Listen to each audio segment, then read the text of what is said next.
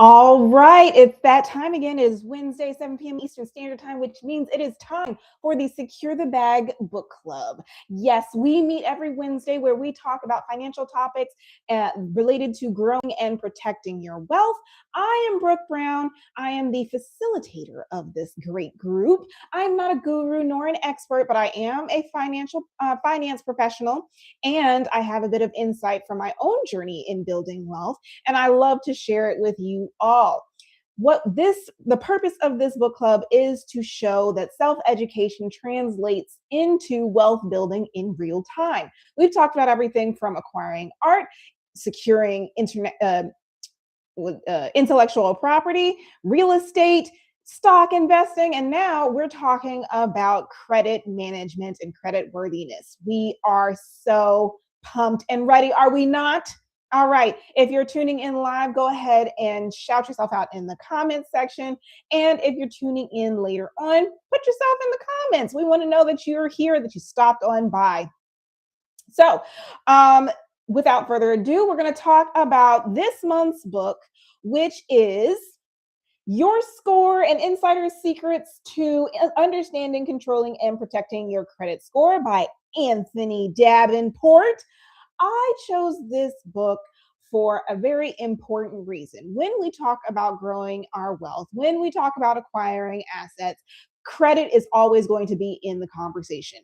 Why? Because credit is leverage. Credit shows your credibility, and it also shows that, and it also is something that you need to protect at all costs. So I felt it was a very important topic for us to discuss as we further our education related to wealth building. So there is a passage on page XII, bottom page XII. This is in the introduction. And it says, in the world of consumer credit, most people don't understand where to look, what to ask, or how to make sure they're getting treated fairly. Point number one, unless you learn exactly how credit works, how to manage it, and how to protect it from getting abused, damaged, stolen, you're essentially closing your eyes and leaving one of the most important pieces of your life to luck and chance. No, no, no. We are not leaving it to luck and chance. We are learning how the game works, right? Because that's what this whole thought exercise is about, is understanding strategy, is understanding preparedness, and being proactive and being in control of our financial big picture. Okay? So, when we talk about credit, and we talk about looking at our credit reports and our credit scores and all that, and just the picture of our financial wellness as it relates to lending products. Who is the ultimate customer? It's not us. That's the thing. It's bureaus talking to lenders who are the ultimate product, or they're the ultimate customer for bureaus. Lenders is who bureaus care about, not you. So when there's an error on your report, or when there's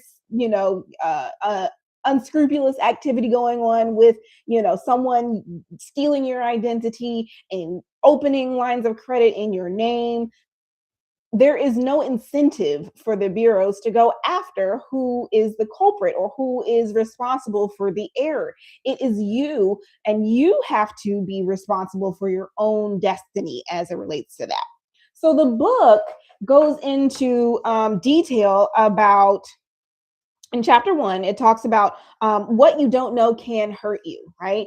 And it talks about what a credit report ultimately shows you and what it is indicative of for the lenders that you are in relationship with, all that good stuff. And oh yes, so there's one thing that they mentioned, and that is the vanity scores that you see on like Credit Karma and things like that. And is that enough? The answer is no. Why? Because Credit Karma is for educational purposes only, and maybe a little entertainment, honestly, because you got to laugh to keep from crying sometimes, right?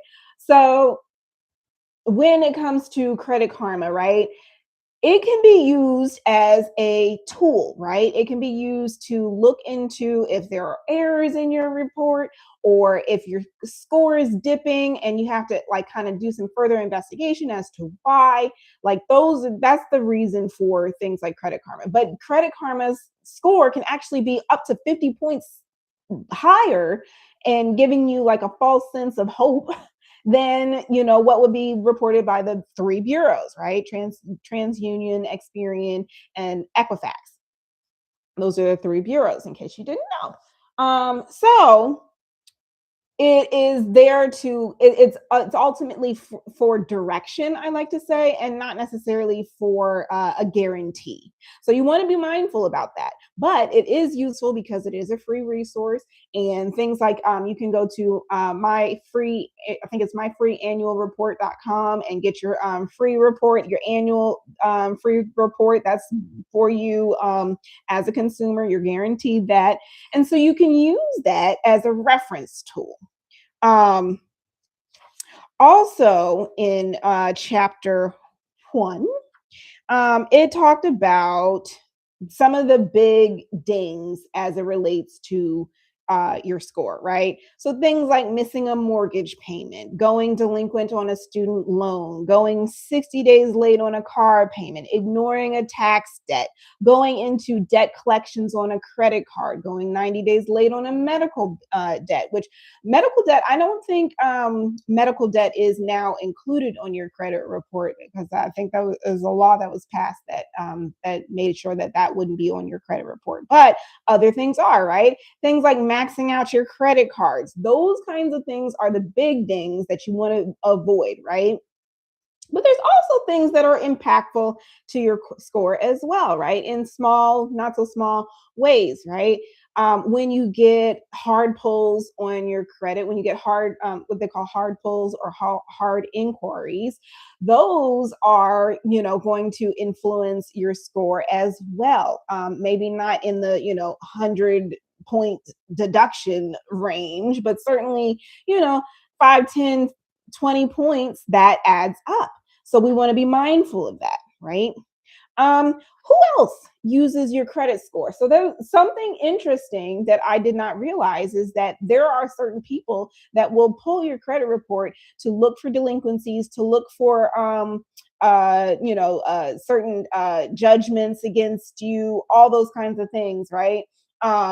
Landlords is one, right? They look to see if you have evictions on your report, foreclosures, those kinds of things that would be influential in their decision to offer you residence in their property, right? So that's one thing, right? If you're in the rental market, that is something that you want to be mindful of. You want to be mindful of your credit score for that reason. Another thing, if you are applying for a job that is in the finance industry, they pull your credit. They want to know if you have had any, kind of issues that would, be a red flag for them, right? So some employers will pull your credit history. Now, some of your information is not privy to them, right? So it's not like they know, oh, she has a Macy's gift card. I mean, not gift card, but a credit card that's been maxed out for 2 months. No, they don't look at that, but they will look at, do you have a bankruptcy on file? Is your child support going to collections? All those kinds of things. There, be mindful of that, because an employer can and will. It's in the book. It's about 6 out of 10 employers look at your credit report, when deciding to offer you the position. So be mindful of that. Another thing that the book mentioned that I was like, whoa, what? If you have a low credit score, insurance companies charge you more. They charge you more for their insurance products if you have a low credit score. And when you think about it, it makes sense, because people that are relying heavily on credit and not paying their their creditors back or things like that, are tend to be high risk individuals financially and also in other ways. So it stands to reason that an insurance company would be like, oh, we're we're questioning whether you'll be a high risk individual, and are we going to have to eventually pay out sooner rather than later, because you done made it up. So there you go. um so interesting also on page 17, it goes into the credit score factors, right? And so if you aren't familiar with what the credit score factors are, though, these are the percentage of impact that these things have on your credit score, right? So one thing, the biggest thing, right, is your payment history. Makes sense, because a creditor would want to know, are you paying your other creditors on time, and thus will potentially pay them on time. So payment history is 35% of your score. Then types of credit. So do you have revolving, installment? Do you have credit cards? Do you have auto loan? Do you have a student loans? Do you have a mortgage? All those types of credit are 10% of your score. Then variety of credit, length of credit history. Variety of credit is 10%. Length of credit history is 15%, and amounts owed is 30%. So we've got a nice mix here to work with, right? And so when you think about your credit score, it's a game. It is a game, you guys, and we are learning how to play it well. So also, I wanted to remind you that the book is the audiobook version is available on the Secure the Bag Book Club Spotify premium playlist. We have all the books that we've covered so far to date, since October. So about 6 books now, are all available on the Spotify premium playlist. So you can go and listen to the audiobook as you're, on your commute, or walking the dog, or, cooking dinner. Get some knowledge in while you're at it. Another thing that I thought was interesting was the dance between payment history and balances, which is your credit utilization, right? So when you think of and activity and distribution, right? So when you think of your balances, there's a myth out there that if you you should carry a balance on your credit cards in order for it to be a positive impact on your credit score, and that's actually not necessarily true. What you're actually thinking about is your credit utilization low, right? Meaning how much the balance is compared to how much you've been authorized, as far as your credit limit is concerned with that particular account.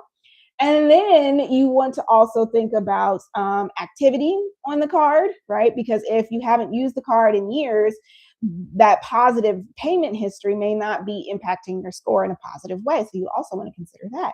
And then also thinking about those soft and hard inquiries, I thought was a very interesting point that the book talked about.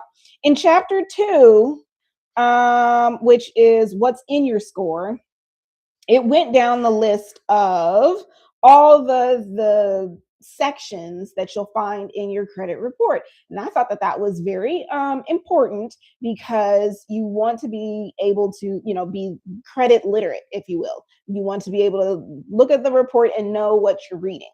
So one of the things is your scores. That's what everybody wants to know, right? Just tell me I got an 850 and be done with it, okay? The second one is identification. Right. So those are things like, your name. Is it the right name? Is it, your social security number, your your addresses, all those kinds of things. Your summary, payment history, credit score information.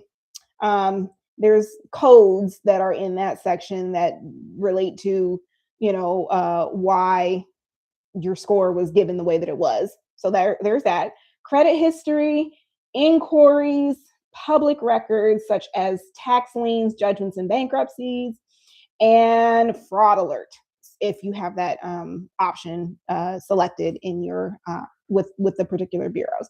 So that's how you read that's how it's read, is those are the sections.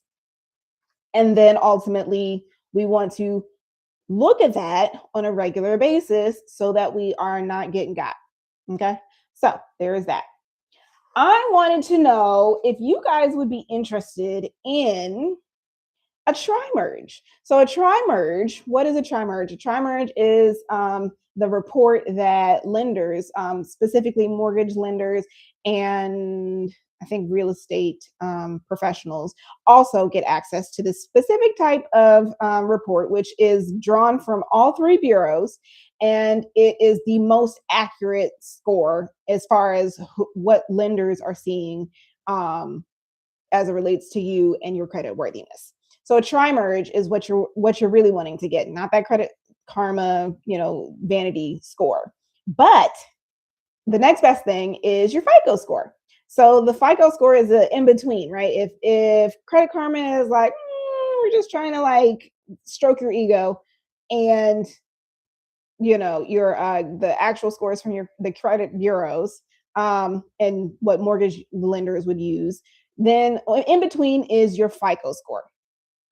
And so you can go to myfico.com, and you can order a report that is the most accurate of any of the ones that are anything less than a tri-merge. I don't know. I think I might actually be interested in that. I'm curious to know what score they would actually give me, because my credit karma score is like 820 or something like that. I mean, to my own horn, hello. I worked hard for that, potential 800 score. But yeah, I'm curious to know what you guys would think of making that your homework assignment. So if you're interested in looking into your report, whether it is through the free version or through the paid My FICO score, it is worth the time, the energy, the effort, the potential cost to look into it. And why? Because again, we are making sure that we understand how we're evaluated, and we are looking to make sure that we are protecting our asset that is our credit score. So there you go. All right, everyone. That is it for tonight's broadcast. I thank you so much for joining me every week. This has been truly a labor of love, and I am getting so much already out of this month's book, which is Your Score.